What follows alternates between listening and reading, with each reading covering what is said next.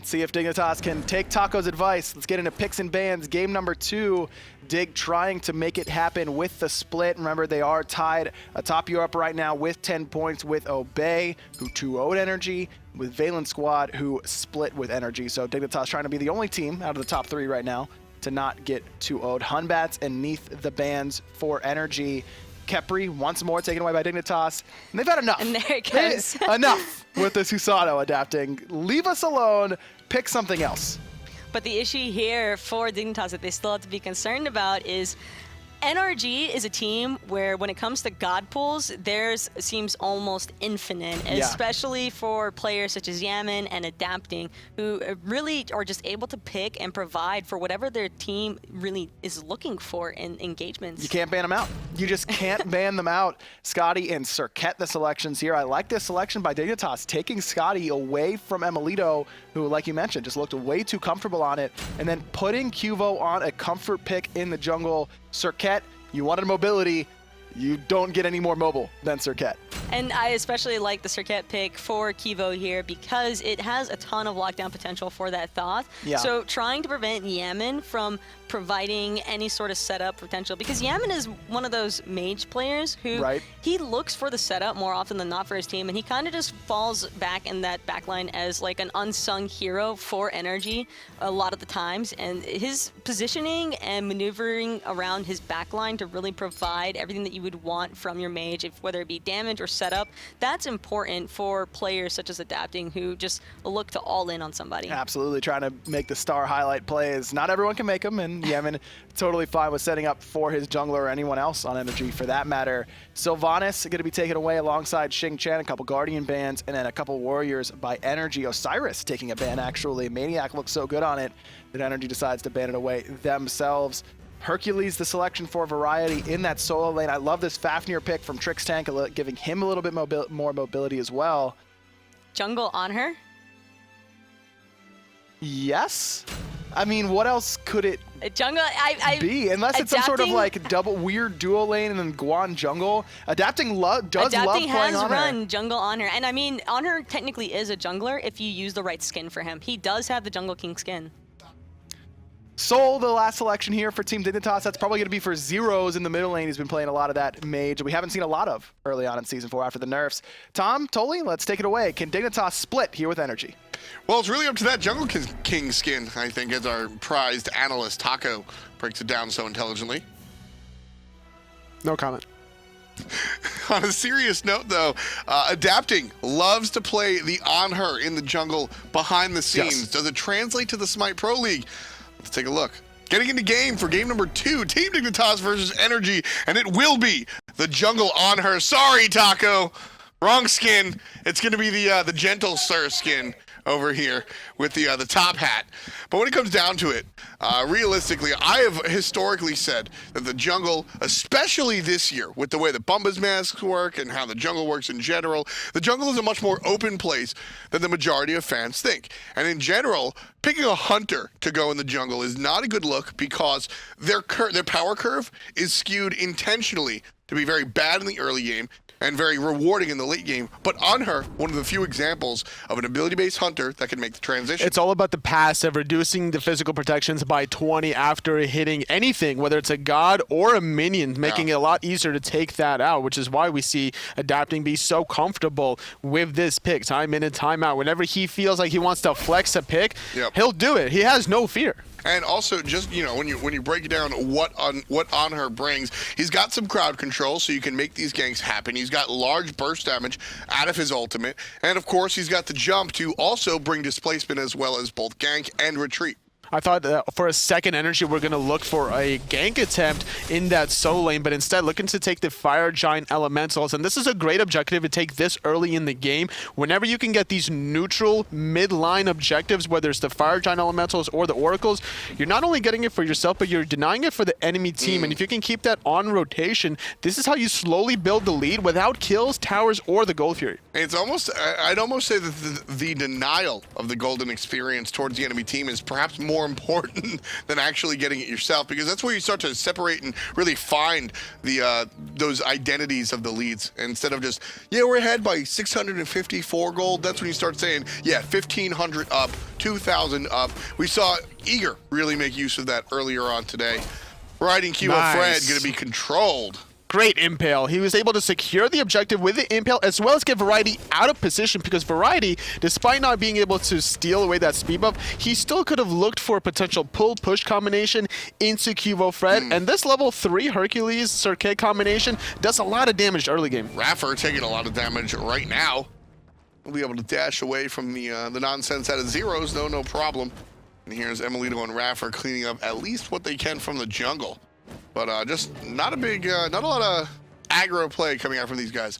No, not quite at all. It was left alone in the mid lane with Zyrhoes playing the soul, but Dimi was left alone. A jump into Variety. His dash is not available. This is why he was being so aggressive, adapting, taking advantage of every cooldown not available. Now, adapting right there, you know, close only counts in horseshoes and hand grenades, right? But I really want to sort of highlight the Anhur selection here. Had adapting actually gotten the knock-up with the disperse, the jump, then you find the impale into the wall, and you find the actual kill there. So not going to happen this time around, but that's really the power of the jungle on her. It's not to say that he's not going to try again if that opportunity presents itself. Adapting has been known to linger around corners whenever somebody might be struggling, or vulnerable rather is the better word to put it. You know, QvoFred knows it, which is why him and his team, him and Zyrhoes, come right back around, making sure that adapting is at least, if he's going to be in the neighborhood, he's not going to be a threat. Back off coming out from adapting in his mid lane. You don't want to be caught up too close to what Team Dignitas have to offer. So much disruption there. The Thoth stun preventing the follow-up, as well as the hammer from Fafnir preventing the follow-up after the Terra stun. Both of these teams mechanically just so high a level. Adapting now making the rotation yet again on the right-hand side, but Variety not taking the bait for finding the pull push quite yet. Waiting on it. Adapting is level 5 here, so he will be able to combine with the burst. Even if adapting wasn't here, if Variety does pull push, Dimi could solo kill him with just a cavalry charge alone, but adapting is here. Gets spotted out around the corner, and this could be a lot of gold denied under the tower towards Variety. That's a big deal. It's going to be about the presence. Adapting really looking to hit level 6 here. We can see one thing that I'm very curious about is the itemization. Obviously, the boots are going to come first. That's really not too big of a question. But where does he go from here? Are we going to see a deviation from the traditional hunter build? I think so. Probably going to be looking for more penetration. Could look for the Jotun's Wrath to start things off. iRaffer, though, looking at him really quickly, he's been struggling level-wise. He's only level 4. emilitoo, his dual lane partner, will get out of trouble right there using the ultimate to escape Arkkyl. Not a big deal there, but level 4 compared to Fafnir on Trixtank, level 5. Why has the farm been so troublesome? Or so hard to come by for iRaffer? It just seems that he wasn't in position to secure a lot of buffs with his teammates, or he wasn't really sharing a lot. And we haven't seen too much of a different gap between other players. Ultimate being used onto Yammyn by the jungle Serqet. He'll be low and he'll be taken out, and it spreads actually onto iRaffer, who should be fine for the most part, but more importantly, we see that death go down. First blood for Team Dignitas. Now it's Dimi versus the world. Trixtank stuns him in place. Flip up by Variety. And the last hit is delivered by him as well. 1 kill for the solo, 1 kill for the jungle, 2 kills in total for Team Dignitas. That'll start the game off at 5 minutes. Doing a great job getting things rolling very quickly in this game, and then invading right off the bat, getting that blue buff away from Dimi on the Guan that needs that MP5, the cooldown as well. You got to get the multiple sustains off, especially considering Variety is always going to be playing aggressive, not to mention he's Hercules here, and this is the kind of lead you want to have whenever you're against this top-tier elite team such as NRG. And right there, we saw the early play by adapting, trying to pay attention, a lot of attention to Variety here in the solo lane, knowing that if the Hercules gets off to a clean start, that it's going to be a very troublesome lane for Dimi. Here, level 6, comparatively speaking, well, he's level 7 now. A level and a half separates these two guys, basically. And what it comes down to, totally, is the fact that this Guan Yu versus the Hercules matchup is very much dependent on the scenario of the game and the player themselves. Absolutely. You're going to see Dimi use the Talu Assault to bait out the driving strike, and if Adapting's around the corner, there goes Variety's life. But at the same time, if there is no jungle presence, Variety will win that 1v1 every single time. Exactly. So you can look at Bologna or Nike versus a character with a silence or or otherwise interrupt and say, well, the character with the interrupt wins that matchup. And you can look at some of these other matchups and they're black and white. This matchup is not so black and white, and that's why it's so important that Adapting spends his time on the right side of the map. Left side of the map, however, QvoFred has different ideas, and emilitoo just eats it. That is just a very successful gank by QVO. Arkkyl playing the game of emilitoo. Variety is playing no man's land game, taking it out by Adapting, just like that mentioned, with iRaffer's global ultimate, making it easier to take away Variety's Hercules whenever that driving strike is on cooldown. Just a very important play coming out from NRG with the attention to that solo win. You have to keep the Hercules down. You cannot give him a lead. And there's going to be iRaffer getting ulted. He's low. He's smoked. Zyrhoes with the last hit. QvoFred having a fantastic game so far. Trixtank jumps in, stuns out Yammyn. He knew that there was nothing going to come of that. Trix just wanted to stun Yammyn. Just for fun. He was walking to the mid lane. Why not? There's nothing else to do. There's no wave. There's no mid harpies. He has Yammyn. A hammer. He has to throw it. Just stun Yammyn. You got a hammer, throw it. I love watching supports do that sort of thing. QvoFred 2-0-1 on this Serqet. This has been one of the go-to selections for this jungler for a long time. Absolutely, but like, anytime I see a support just do that little poke drive-by, I always think of themselves saying it to their head like, take that, evildoer. 2-0-1 on the jungler here for Team Dignitas. QvoFred has looked good on the Serqet for a long time. I would agree. Thank you. Left side, purple buff being attacked right here. And NRG going to go ahead and secure that for themselves. emilitoo not having a fantastic game on the Apollo. Here, however, Zyrhoes picks up iRaffer, easy peasy. Big damage brought to you by the jungler on the side of Team Dignitas. With that opening, Dig are going to look towards the Gold Fury, already down to about 80%. And Adapting and Yammyn seem like they know and want no part of it. They just realize that it's just not going to be realistic, I guess. Taking out iRaffer's Terra without using any ultimates this time around makes it so easy for Dignitas to get this Gold Fury. It seems very odd to me that there's no contest whatsoever. Not even Adapting, hanging out and tossing the spears to the wall.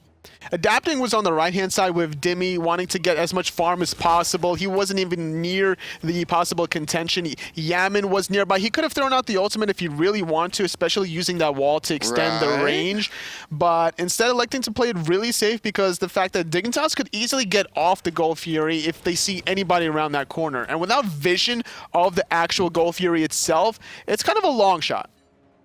Long shot's what Thoth does best, so I don't know. Although strange, NRG certainly seemed to have a method to their madness in game number 1. In game number 2, will that be the same story? We'll find out. 4,000, rather 3,500 are what's separating our two teams here today. Dimi trying to deal with Variety, who's obviously going to back. Very standard play coming out from Hercules players. Toss the rock and just hit back. Come on back to the lane nice and quick. You're able to make a big impact. QvoFred, or Trixtank, excuse me, gets stunned out against the pillar thanks to the jungle Anhur, who has yet to really make an impact. He's got a kill here, totally, but hasn't really been as much of an impact as QvoFred, to say the absolute least. The thing about Anhur in the jungle role is he's not the most quiet god in the jungle as well. Whenever he comes from the jungle and he jumps on in, that makes a lot of noise. His impales, his obelisk, his impact is immediately noticed, whereas Serqet, being played by QvoFred, very sneaky, can go in and out of action. Sometimes you might not even necessarily notice her right off the bat. Everybody notices Dimi. See ya. Qvo, I like that again, just to stand still, letting them know, yup, we got you. emilitoo's gonna have a tough time here as well. Arkyl's able to get back, but the 2-on-1 proves too strong, and Arkkyl falls down 1-for-1 as far as the hunters are concerned. Adapting inserts himself into that conversation. That's the impact that we were asking for, Tolly. Absolutely, but getting that trade kill helps Arkkyl make sure that emilitoo is not going to get any advantage experience-wise above him. The fact that adapting was still there with 3 minions, though, it's going to get the next wave, deny even another wave to Arkkyl, look for some buff invades, and surprisingly enough, look what happened on the right. Dignitas able to get another objective during that gank on the left. And QvoFred just working out in the enemy jungle. Here comes the chase on to Zyrhoes, and he's stuck. That's going to wait out the Aegis, and a nice stun. Thoth gets the kill. That's the third one for NRG. Just the third kill for NRG. It comes by way of the mid laner. Yammyn winds up on the strong side of the exchange. Trixtank does what he can, but ultimately the Oracles go to NRG, and they now have Gold Fury Vision. Dimi getting pulled in, getting Eat the Rock, just poking him out a little bit. With the cooldown reduction from the Breastplate of Valor, you might as well keep looking for these poke exchanges, especially with QvoFred right around the corner. Variety. But the ward gets spotted him out. Just walking towards the opposition. QvoFred would have likely had a kill play right there, but a strong ultimate coming out from Dimi makes sure to put that CC immunity right in time to avoid the madness from this jungle Serqet. Absolutely, just the timing on that Tully was... That's what you expect out of both of these teams. They have to make these kinds of plays whenever you want to be considered even close to the top. Adapting yet again, utilizing his mechanics, just able to get the objective and stun the person behind it. Blue buff will go to Dimi. I'm sure he's happy about that. Like you said, there are some solo laners that don't necessarily need the blue buff. You can look at Chalk, Sobek after the first couple of levels, right? Thanks to the ultimate.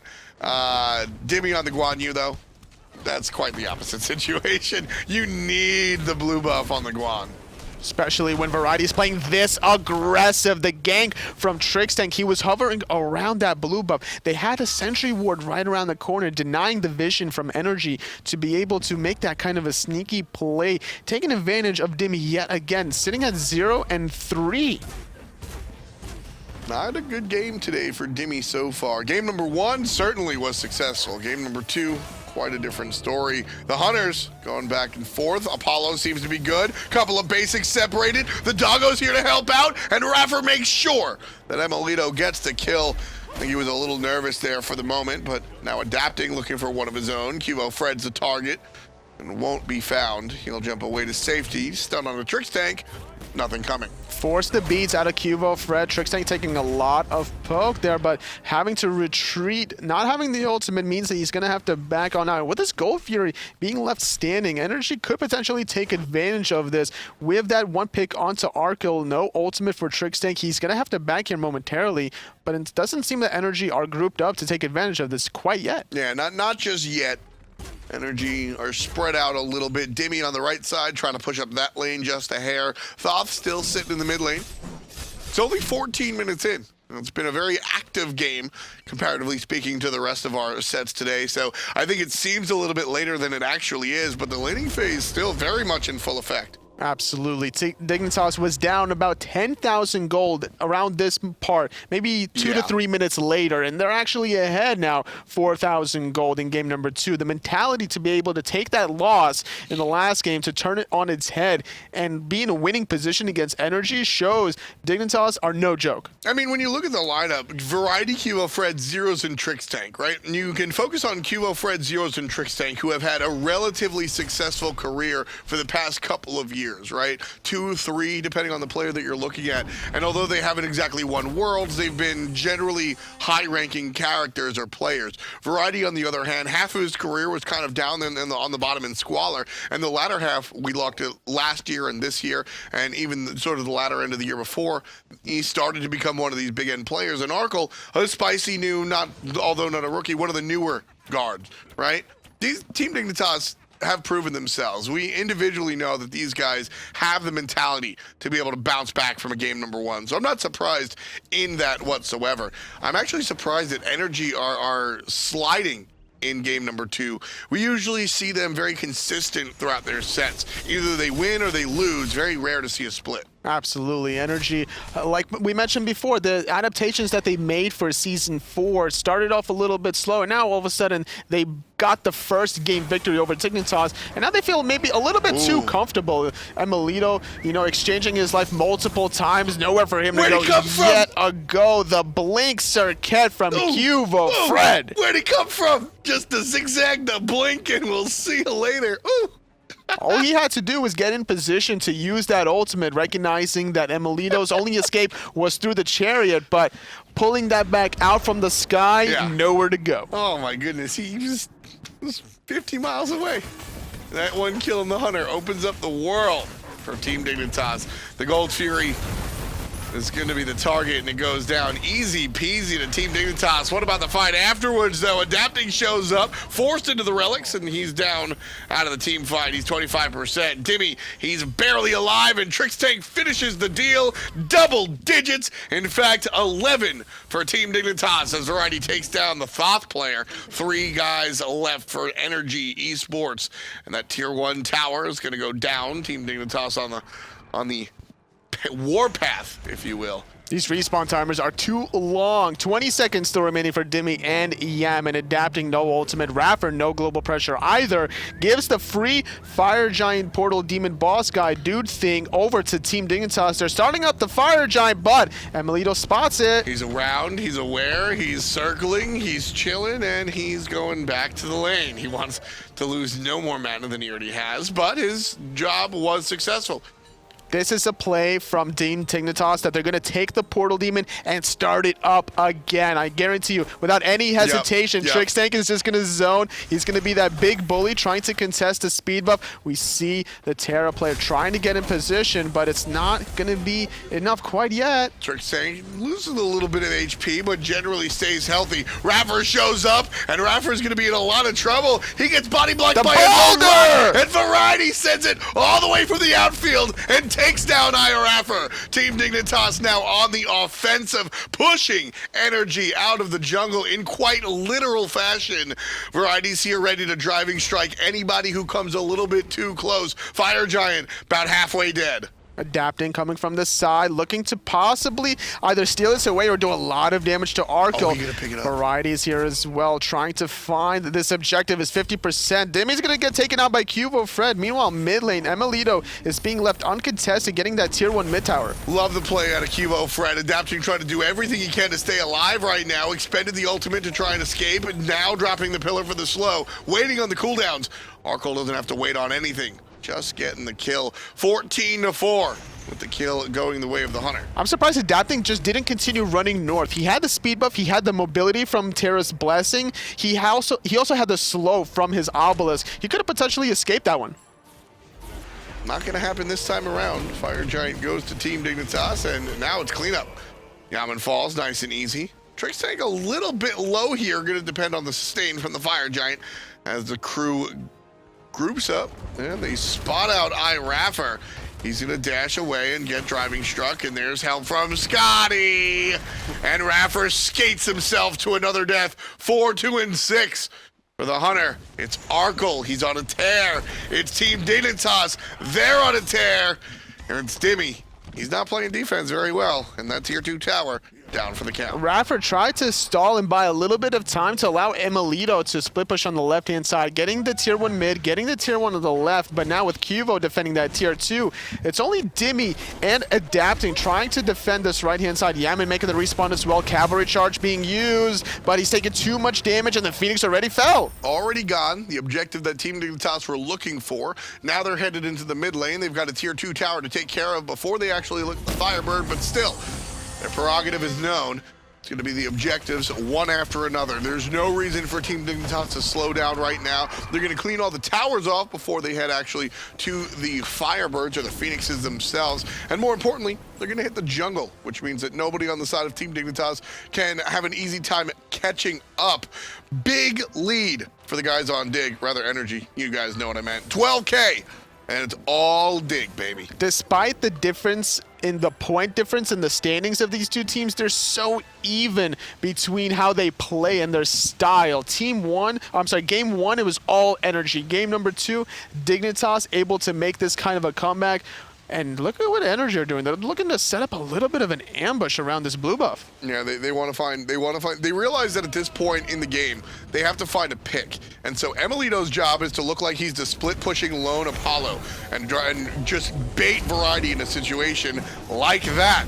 Big heal, and it doesn't matter. iRaffer gets the last hit. That was a play out of the textbook. And now it's the race. NRG on the right side, Team Dignitas on the left, and NRG last time they made this play lost terribly. So they all back as a unit to play defense. Love it. Oh. The mitigate wounds and the bracer of undoing was not enough to keep Variety alive. It stalled a little bit to allow him to get off his ultimate, doing a little bit of poke, and might have gotten enough timing for Team Dignitas to get this tier 2 tower, extending their lead even further now to 12,000. Still doing a great job holding on to this goal here with Fire Giant still remaining on them for about a minute. So NRG lost earlier in the split. Thanks to a counterplay like that, where NRG take the race and they lose the race, right? And it goes to the other team. I wonder if that loss never happens if that race continues. Either way, we'll think about it in our dreams. Arkkyl takes down iRaffer. Team Dignitas right now. Arkkyl takes down Adapting. Team Dignitas right now. Arkkyl takes down emilitoo. Team Dignitas right now. QvoFred gets the 4th kill. Yammyn's not the done. only one alive. And I say that momentarily. He gets stood still, he gets struck. And it's 20-5, 22 minutes on the clock, and Team Dignitas win by an exorbitant amount of gold. Just a fantastic game 2. You know how strongly NRG ran game 1? I was just watching the game with you, Tom. It was pretty strong. The answer was yes, Tom, I do. That's how strong that we saw Team Dignitas run game number 2. Just no hold bars, just fantastic stuff. Any input on our set that we just watched there, It was Tully? the battle of the junglers. Adapting game 1, Quvo game 2. Absolutely. How far does it go past the junglers? It's up to Taco and Aggro to figure it out. Thank you very much, guys. I saw that lead that NRG had game 1, Tom. Don't you worry. But Dignitas had a bigger one in game 2. Was it just the fact that QvoFred got super far ahead, Taco? And wait, actually, don't answer that. I've got a different question that I want you to answer. Was it because Adapting didn't have... He didn't have the Jungle King skin. Yeah. I mean, Jungle Honor That's only do works for with us. the Jungle King skin. There you go. That's all the analysis It you guys need. I understand slight misplay coming out from the world champion jungler, but you know, at least this is that point in time where you learn and you adapt to the situation. I see what you did there. But anyways, I mean, in all seriousness, the jungle on her wasn't awful. Like it didn't. I don't know. I don't know how to feel about it. Do you think that the lack of pressure because of the on her jungle is what contributed to Quvo getting so far ahead? It wasn't necessarily the lack of pressure from the on her as much as it was he wasn't able to really capitalize off of Dignitas being out of place or really punish the Skadi pick into the duo lane, because a lot of times when you see that Skadi going into the duo lane, you kind of anticipate and expect a jungler to be able to camp you. But Arkkyl was kind of aware, okay, Adapting's playing on her. He's not going to really have a chance to chase me down or really have any sort of follow-up engage. And instead, he was actually the one placing a lot of punishment onto Adapting once he was able to hit his mid-game stride. And I mean, well played to Arkkyl overall, just utilizing that Skadi eyes to his advantage in almost every single team fight. Yeah, he was absolutely killing it. Skadi 2-0 in this set. First game, emilitoo pilots her to a victory.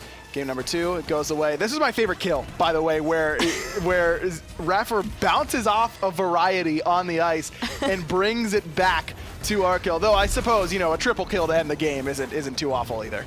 No, triple kills are they're pretty nice whenever they happen, especially when you're the one picking them up. And I'm sure that he's more than happy to have gotten away with that on Skadi of all characters. But yeah, Quvo's assistance into Arkyl's lane early on and really placing a lot of emphasis so that split push Apollo was never really able to be used as a comeback factor for NRG, and just ultimately Dignitas just had so much control from the get-go. And Dignitas looking excellent here, finding the split up against NRG, propelling themselves to the #1 spot in Europe all alone, 11 points for Team Dignitas. And this is a roster that, like we mentioned, they're still trying to work on their synergy, I believe. I mean, you've got Quvo and Trix there. They've got a couple other people going, and they seem to have started to find their stride even against the top teams in Europe. In fact, I think we can talk to one of the players here that is starting to find their stride on one of the top teams in Europe. Trixtank, the support for Team Dignitas. Are you there, buddy? Good morning. What's up, Trix? How you doing, man? Good. I'm doing pretty good, man. It feels okay to go 1-1. Yeah, were you expecting the 2-0 in that scenario? A little disappointed?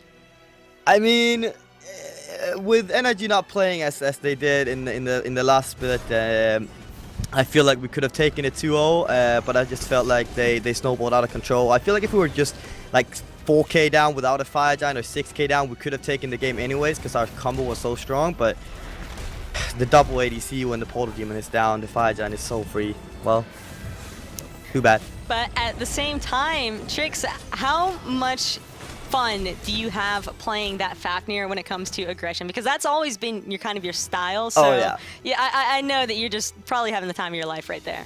It was so much fun playing Fafnir this game. I don't know if you actually didn't see it on the camera, but the reason why I was so far ahead of iRaffer in the start was because I heard him on the go free camps. He tried to solo them with a huck in the start, but I actually stole both of them, so I got a 2-level advantage in the start.